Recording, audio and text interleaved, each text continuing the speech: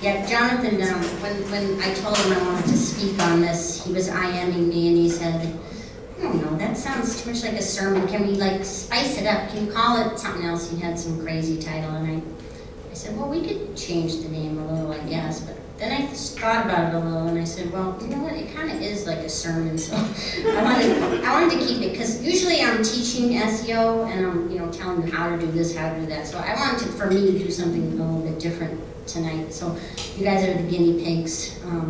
I have a whole crop load of notes here. I was hoping to be able to put them up on my screen, but it doesn't work that way, so don't mind my rustling of papers.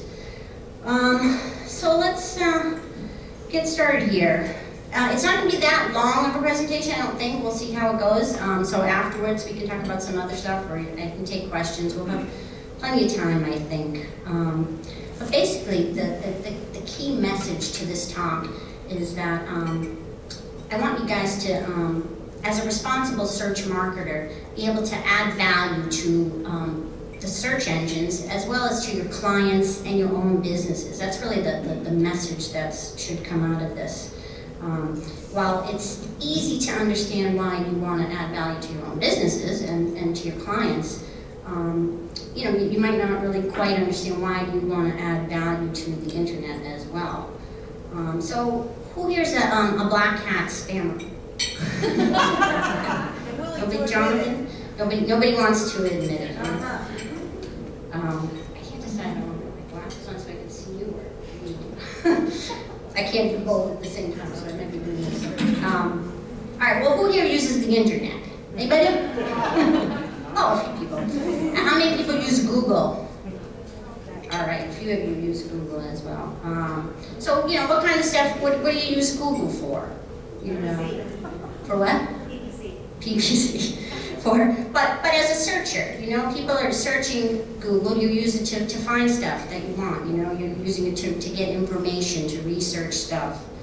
Viagra. Or to buy Viagra, if you're old like Jonathan. So, how easy is it to find things these days, do you think, with Google or any search engine? It can be iffy, huh? Certainly it's a lot better than it used to be. I've been doing SEO for 15 years now, since '95, actually even earlier than that, but, so I've seen all the old search engines. It's certainly better than it was in the 1990s. You had to really be a good searcher back in the old days to be able to find stuff. And you had to keep refining your words. Advanced search was your friend, definitely. I remember in 1995 when Alta Vista came around, my husband was doing attorney work at the time, and he had to use search engines a lot to find cases and things he needed. And I remember telling him about Alta Vista, and he was like, wow, this is just so much better than, I guess it was probably Excite and InfoSeek back then. So that was a big leap forward with Alta Vista. And then search engines took a even greater leap when Google came around. And I remember I heard about Google even before. I think they were still on the Stanford website, because just being in the business. And it wasn't even google.com then. I remember telling my husband about that one, and again, it was another huge leap forward. It just made it a lot easier to find what you were looking for. But the results were still spammy sometimes, and but not half as bad as the other search engines were. Unfortunately, it's not easy to keep a search engine clean from spam.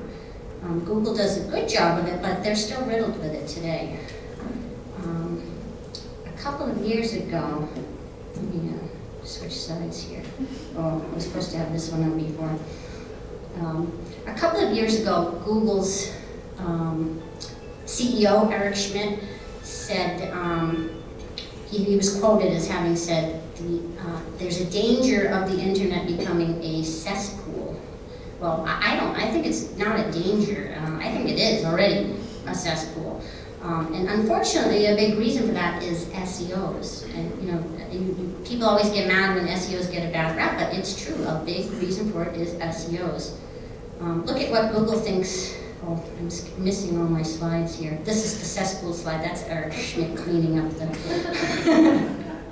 But look, here's what Google. If you put SEO is in Google, you may have seen this, people have talked about this online, but Google says that this is what they recommend. SEO is bullshit, SEO is dead, SEO is a scam, SEO is snake oil.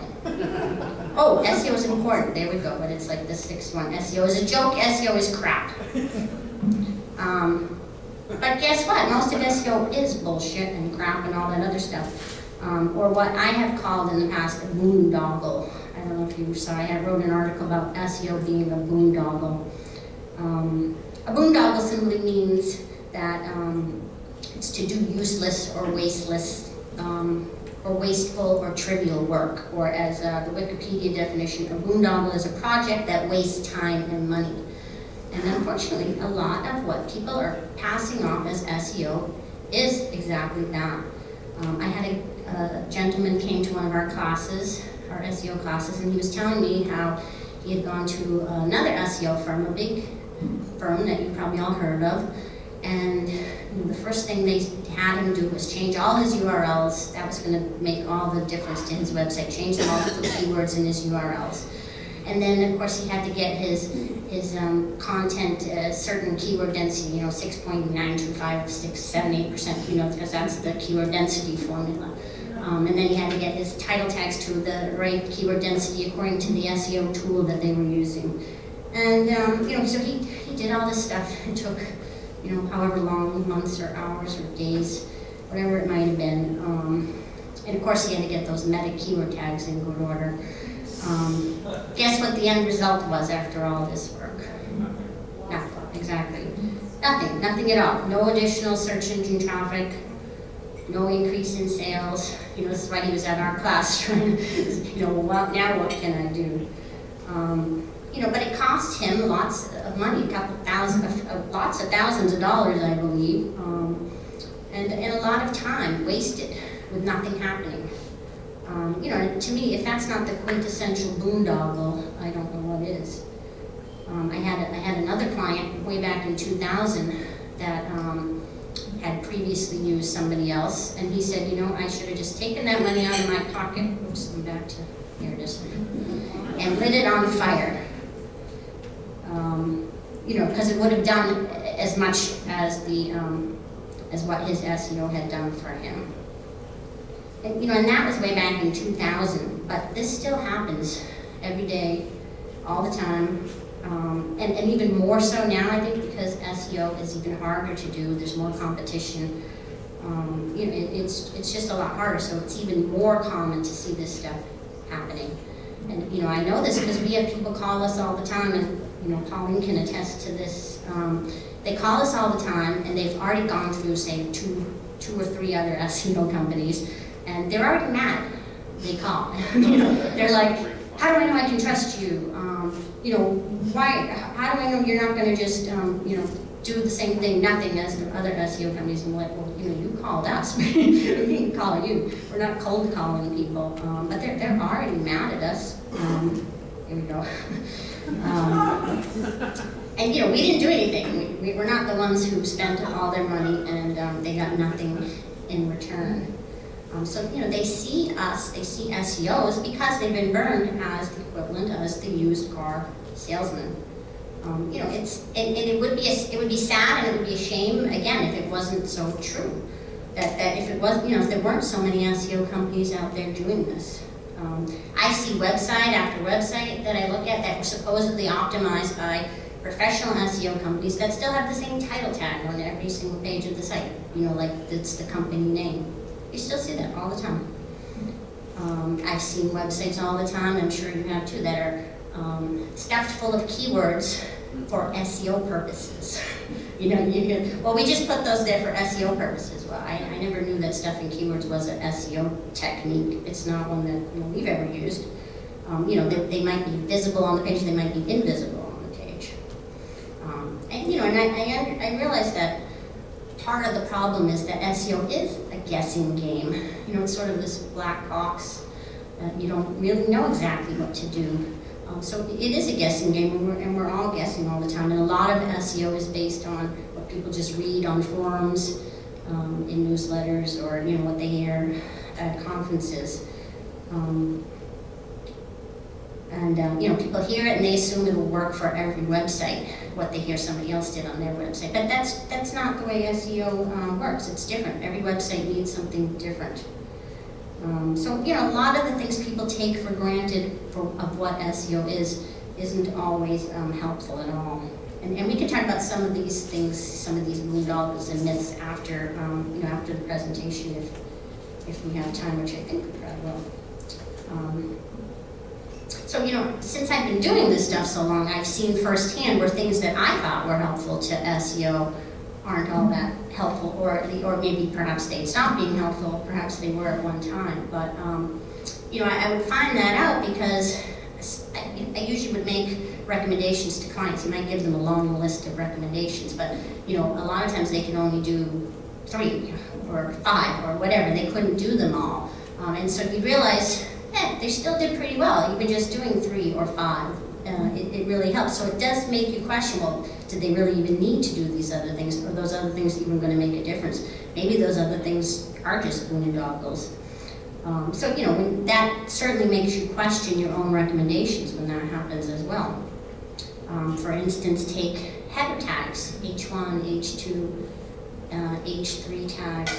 When I was first doing SEO in the 90s, it wasn't very common for people to use header tags because remember they were, you know, giant, and H1 was like, you know, this big font on the page. You didn't, before CSS was really big and people didn't know how to style them.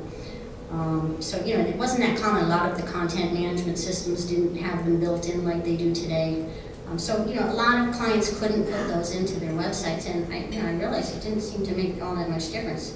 But at first, when I thought they did, I actually had my old website back in the 90s. I wrapped the whole website in an H3 tag, thinking that was gonna somehow make my site do better in the search engines. Here's it. Oh, I guess. So here's my old site. You can all make fun of. Oh, you can't see it good. You can all make fun of my. You can't see it up there, but I called my company Whalen's WebWiz. Which you can't see it. This was from the archive.org, you know, the Wayback Machine. I found it in there from 1997 or 1998. So that's all H3 text in bold there, which I like the bold because I thought it was easy to read, so I kind of did it for, at least that was my excuse. But, you know, I doubt that enclosing my entire site in an H3 tag really helped it. I thought it might work, but you know, it didn't. And later on, on our high rankings website, we did have headers that were H1 tags, and the keywords, some of the main keywords for the site, like search engine optimization, were in there, and the site ranked really well for some really competitive keyword phrases. But I always had this niggling feeling that, you know, header tags really weren't an SEO area. And so I did some tests where I just took the H1 tags and turned them into bold tags or something like that, and left them there for a while. And there was no change at all. You know, normal fluctuations you always get, especially for competitive keywords, but nothing really happened. So you know, it still confirmed to me that these H tags were probably not all they were cut out to be, because nothing really changed.